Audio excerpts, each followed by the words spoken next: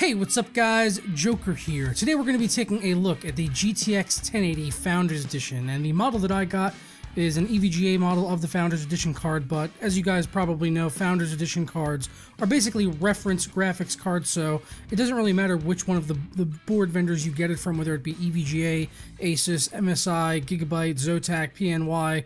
The Founders cards or the reference cards like this 980 Ti right here are all the same. So this 980 Ti right here is actually a Gigabyte, but it looks the exact same as all the other reference cards from the different board manufacturers back on the 980 Ti, and that's continued here into the 1080. They've just changed the name to the Founders Edition, and some of you guys I'm sure already know that by now, so we're just reiterating things here. But I'm a big fan of this style of cooler. I like the blower style cooler because I traditionally run SLI, and I also use a Define R5 case, which is quite closed up. It doesn't have the most amazing airflow in the world, so having this blower style cooler on here that helps push the hot air out the back of the case rather than circulating around the inside of the case usually helps me out a lot inside the particular case that I'm using, as well as when I am running an SLI configuration, which is something I am planning to do down the road now with the GTX 1080. So for my testing, I'm using my main system here inside the Fractal Design Define R5 with the side panel on, so this isn't like an open air test bed or anything like that. I think this is a little bit more realistic to what some of you guys out there may actually be running. I'm only using 3 case fans on here, 2 in the front and 1 in the back, and then I've also got a single fan air cooler, the Be Quiet Dark Rock 3, and that's on my i7 5820K, which I have overclocked to 4.6 gigahertz, and that's running in here with 16 gigabytes of DDR4 memory, which is overclocked to 2133 megahertz. One of the first things I did when I got the 1080 into my system was go ahead and launch GPU-Z because I wanted to check the ASIC quality score, and my 1080 actually got an astounding 98.5% ASIC quality score, which is just insane. The 980 Ti, which I was testing it against, had 74.5%, and that was the better of my two 980 Ti's that I had. The other one was a 69%. So this is the highest that I've seen by a really, really big margin. I don't think I've ever seen anyone out there actually say they got a 98% ASIC score. If you guys have ever had a score that high, let me know in the comments below, because I'm genuinely curious, because I didn't even think that could happen. I thought it was like unicorns. You just hear about it and you never see it. So with the ASIC score as high as it was, I definitely wanted to overclock this card and see how high we could get it. So I was actually able to get an additional 250 megahertz on the core and 400 on the memory, and with boost accounted for and all that, it brought the core clock up to around 2050 megahertz, which is what it stayed at stably the majority of the time, even during long endurance stress testing, which I'm going to touch on in just a moment there with really long gaming sessions. And then on the memory, like I said, I was able to get it up 400 megahertz, which brought it up to 5454, which is effectively 10,908 megahertz on the memory. So absolutely insane overclock there on the GTX 1080. And the 980 Ti, which I tested it against later on, I did have an overclock on that as well. Both of these cards were overclocked in all of the testing, and the 980 Ti was able to get an additional 250 on the core as well, but 300 on the memory, which brought it up to 1414 on the core and 3802 on the memory, which is effectively double that. Now, it's one thing to be able to get the GTX 1080 over 2 gigahertz and running stably on the core there, but it's another thing entirely to be able to get it to sustain over an extended period of time. And with a lot of the reports coming in from other reviewers on thermal throttling with the Founders Edition cards and having the temperatures at around 82, 83 degrees and having that affect their boost and overclocks, I was definitely concerned about it going into this graphics card. So in order to test that out to see if I could maintain the 2 gigahertz overclock that I had, I went and booted up the Unigine Valley benchmark at 1440p, and I just let that thing run free for about 45 minutes to an hour. And I did that on the 980 Ti as well as the 1080 with the side panel on the case, so I could test out the temperatures and the noise levels. So on the 1080, I was able to keep it at under 75 degrees for the entire duration of the testing. 75 was the max, but for the most part, it sat at 74 degrees for the whole period of testing, and I didn't see my core clock really waver off of 2050 very much at all. Sometimes it would do kind of like a core clock, like a little wobble down to like 2025, but it wasn't like a massive dip that it happened over a long period of time or anything like that. It was just like a little tiny fluctuation. And I didn't have any massive dips or anything like that on the 980 Ti either, which was running actually hotter. It was running at around 79 degrees on the 980 Ti, and that was able to maintain its overclock as well. So neither one of these cards hit the thermal throttling threshold of around 83 degrees Celsius inside the Define R5 case, and so I didn't experience any of that here with my testing. So I don't have anything negative to report on as far as the thermals are concerned on this particular graphics card. I was using a custom fan curve for this. It's the same exact fan curve that I've been using on my 980 Ti's for about a year now, I guess, ever since the 980 Ti came out. And that kept my fan speed at around 74% when it was under full load. And yeah, I can kind of hear it, but it's with the side panel on and everything, it's really not that big of a deal, especially in the Define R5, which is meant to be a silent case. So it does not distract me in any way from using the case. From using this graphics card, and I'll let you guys give a listen to it here. So right now the GTX 1080 is running at 74 degrees Celsius, and it's at 74% fan speed.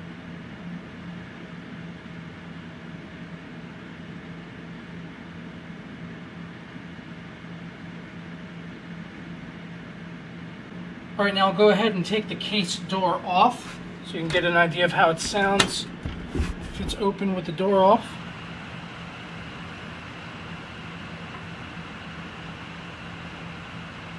Still 74% fan speed.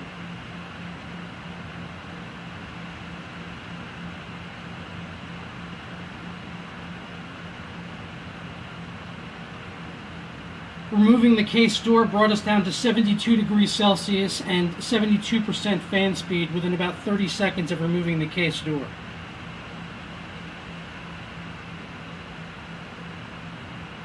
Alright, so you guys got to listen there to the GTX 1080. Really not too bad at all in my personal opinion. When I have the side panel on and I'm gaming, it's not loud enough to distract me while I'm actually gaming. I think that's really the concern a lot of people have of are they going to be able to hear it over their games? And for me, playing at like a medium volume, I can't hear it. If I'm wearing headphones, I definitely can't hear it unless I'm really sitting there looking for it. And sitting idle at the desktop, the fans are usually at around 40%, and that's basically inaudible to me at any listening volume unless I'm really searching for it.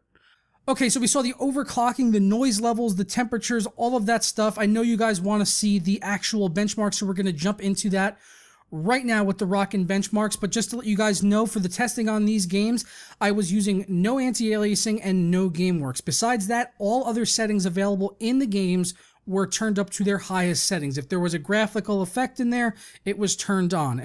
Besides GameWorks, that is. No GameWorks, no anti-aliasing, and I wanted to just do that to sort of set a precedent to keep it consistent going forward in all of my testing. And I wanted to leave out GameWorks because when we test AMD cards in the future, I don't really think it's fair to test GameWorks on them.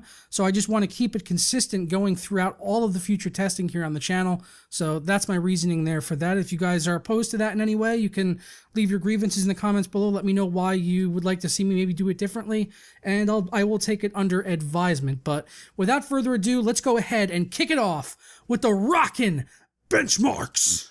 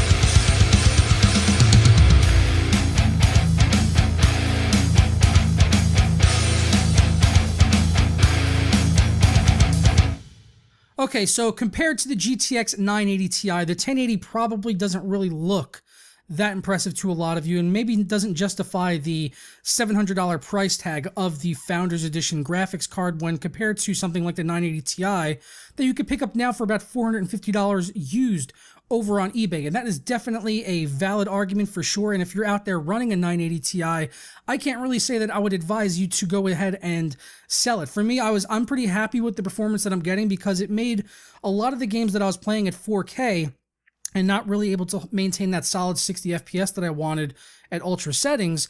I'm now able to do that because of the GTX 1080. It's only like another 10 FPS that you're seeing there, but in reality at 4K, an additional 10 FPS is quite a lot. When it's only getting about 40 FPS to begin with, getting that additional 10 FPS up to 50, that's a 25% boost in performance. That's a lot at 4K. That's massive. And that is the difference between taking a game that is maybe unplayable ultra, where you're going to have to choose to either lower the options to get 60 frames or play at a lower FPS, versus, okay, now I could just play it ultra with no compromises at 4K and I don't have to worry about lowering anything, and I'm going to get a smooth experience.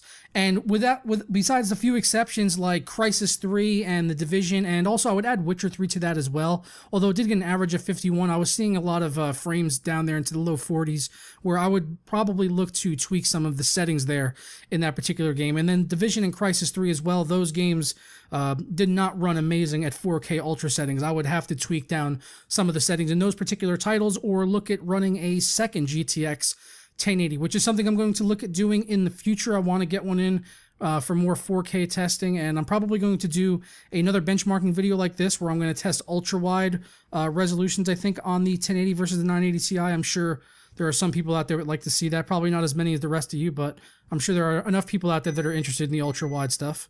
So my final conclusion, and where I see the GTX 1080 kind of fitting in the marketplace right now, is it being a really great option as a single GPU solution for either 4K or 1440p at above 60 Hz. Like if you're getting a 144 or 165 Hz monitor from Acer or Asus, I think this is going to be an absolute beast card, even for 1440 well above 60 Hz. I was regularly seeing games massively above 60 FPS on this card. So if you were getting a 144 Hz 1440p display like the ones that I usually run, then you're going to see a big advantage from using a card like this, and even just at a single GPU solution, so you now don't need to really look at running SLI for that particular type of setup. And then for 4K as well, it kind of takes it to where now you no longer really need an SLI setup for 4K, because this card is enough to power games at a playable frame rate.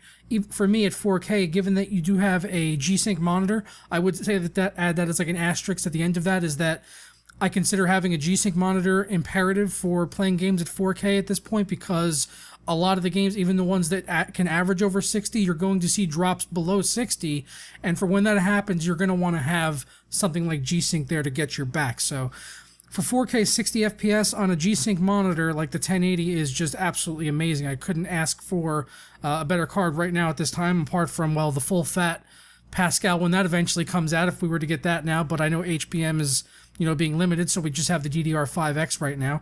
And there's one more thing that I'll touch on here is, being that this is the Founders card, it is limited with its maximum overclocking potential, and I can't help but wonder how much I could have gotten out of my overclock, given that I had that 98.5% ASIC score, if I was able to deliver more power to this card and wasn't limited by the single 8-pin power connector.